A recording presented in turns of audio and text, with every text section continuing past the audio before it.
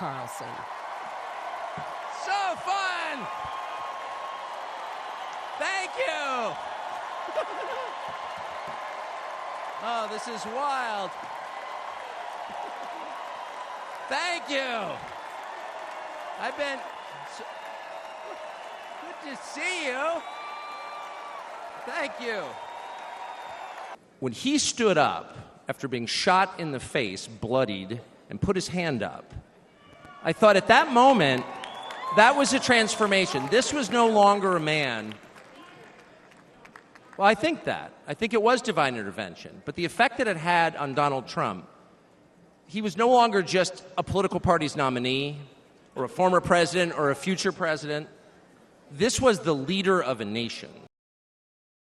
And in his choice for vice president, J.D. Vance, he's made that really clear. J.D. Vance, I'll say this about him, is a thoroughly decent man, and I'll just admit it, a friend of mine. And I have to say, you know, I think it changed him. He reached out to Trump within hours of it that night. And what he said to me that night, having just been shot in the face, he said not a single word about himself. He said only how amazed he was and how proud he was of the crowd, which didn't run. And I thought two things. The first thing I thought was, well, of course they didn't run. His courage gave them heart. A leader's courage gives courage to his people.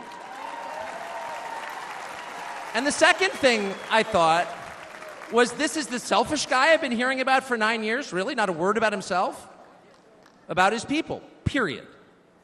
And the second thing I noticed, which I don't think anyone has remarked upon in public, but I'm just going to since I don't have a script, like why not, is that he turned down the most obvious opportunity in politics to inflame the nation after being shot.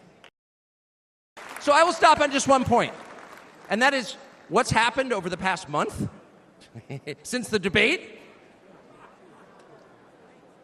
and particularly on Saturday in Butler. I think a lot of people are wondering, what is this? This doesn't look like politics. Something bigger is going on here. That love. I don't think it's human love.